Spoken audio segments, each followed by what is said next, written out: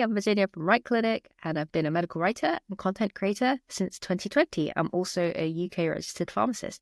So in this video, we're going to talk about what a brief is. So a brief is a set of instructions that basically tells you what you need to do as a medical writer so that you deliver something to the client that they were actually expecting. So what does a brief look like? So a brief will normally have the topic that you're going to research, maybe a title of the article, or maybe a request for several titles that you need to make up before you actually start researching and writing. Because sometimes the title won't be available because you need to do the research and then see what you find. And then headline will be what you have to come up with. So it might also have keywords in there as well that they want you to definitely include. And most importantly, it will probably have a structure that you need to follow. So maybe it will say you need to include certain answers to certain questions. You might need to have bullet points. You might not be allowed to have bullet points, and you might need to have certain headings.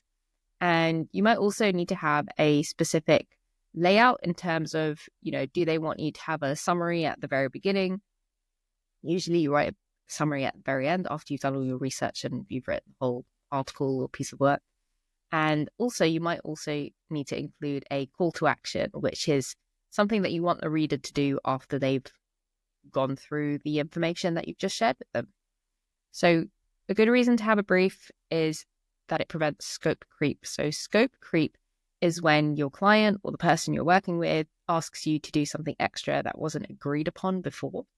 And so if that happens, you want to have a discussion with your client and ask them if they can make that piece of work something additional to what you're already doing, because the brief is there to also protect you from doing any extra work that goes unpaid.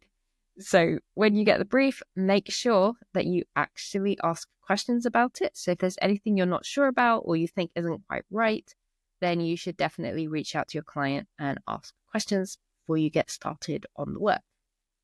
The other thing that you need to know about briefs is that not every client will have one. So instead of running away, you should try and speak with the client and ask them quite, in a really kind of empathetic way and professional way if they worked with a writer before, and also ask them if they'd be happy to answer some questions to put a brief together.